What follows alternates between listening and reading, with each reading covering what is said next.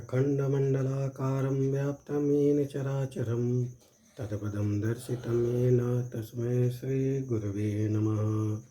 हमारे सभी दर्शकों को सादर प्रणाम। जय श्री कृष्ण, राधे राधे।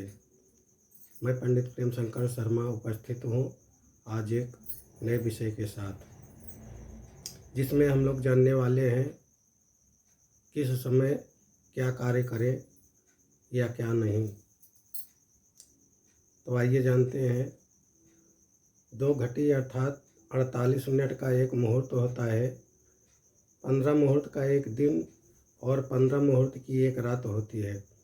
सूर्योदय से 3 मुहूर्त का प्रातःकाल, 3 मुहूर्त का संगव काल तथा 3 मुहूर्त का मध्याह्न काल, फिर 3 मुहूर्त का अपराह्न काल और उसके बाद 3 मुहूर्त का सायाह्न काल होता है।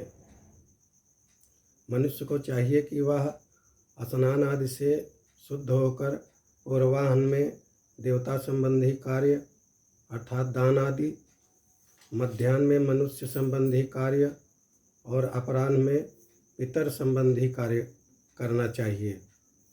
असमय में किया हुआ दान राजसों का भाग माना जाता है और पूर्वाह्न देवताओं का काल, मध्याह्न मनुष्यों का, अपराह्न पितरों का और सायाह्न राक्षसों का समय माना जाता है।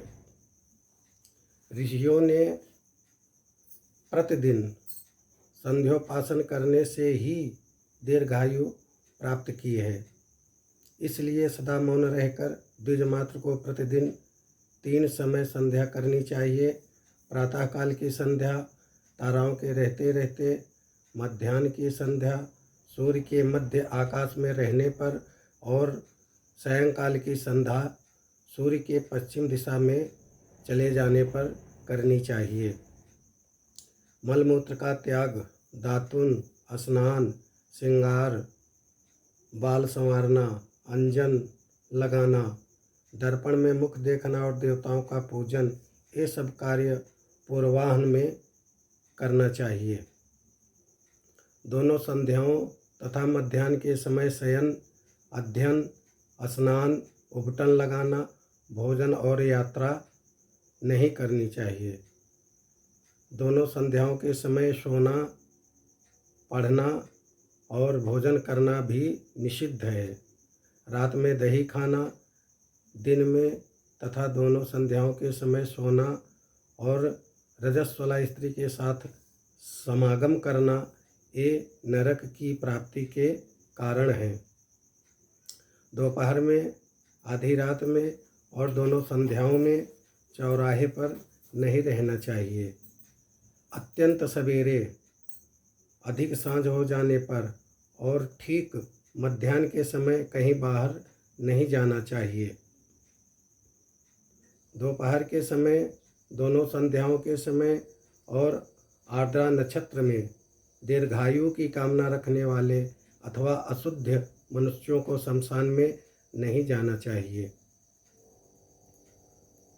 संध्या काल अर्थात सायंकाल में भोजन, स्त्री संग, निद्रा तथा स्वाध्याय इन 4 कर्मों को नहीं करना चाहिए।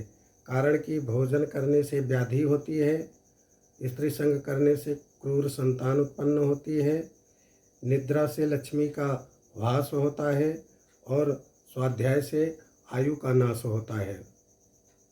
चौराहा, दैत्य वृक्ष, क्षमा करना, चौराहा, चैत्य वृक्ष, शमशान, उपवन, दुष्टा स्त्री का साथ, देव मंदिर, सोना घर तथा जंगल, इनका देर रात में सर्वदा त्याग करना चाहिए। सोने घर, जंगल और शमशान में तो दिन में भी निवास नहीं करना चाहिए। रात्रि में पेड़ के नीचे नहीं रहना चाहिए। अमावस्या के दिन जो वृक्ष लता आदि को काटता है अथवा उनका एक पत्ता भी तोड़ता है उसे ब्रह्म हत्या का पाप लगता है। संक्रांति, ग्रहण, पूर्णिमा, अमावस्या आदि पर्व काल प्राप्त होने पर जो मनुष्य वृक्ष, तृण और औषधियों का छेदन करता है उसे ब्रह्म हत्या लगती है। इसी के साथ ही मैं अपनी वाणी को विराम देता हूँ। आप लोग अगर हमारे इस चैनल को सब्सक्राइब नहीं किए हैं तो सब्सक्राइब करें, लाइक करें, अपनों के बीच में शेयर करें, ताकि हमारे आने वाली हर वीडियो आपको सबसे पहले पता चले। सर्वे भवन्तु सुखिनः, सर्वे सन्तु निरामयाः, सर्वे भद्राणि पश्यन्तु मा कश्चित् दुःखभाग् भवेत्। ओम शांति शांति शांति, सर्वारिष्ट शांतिर्भवतु।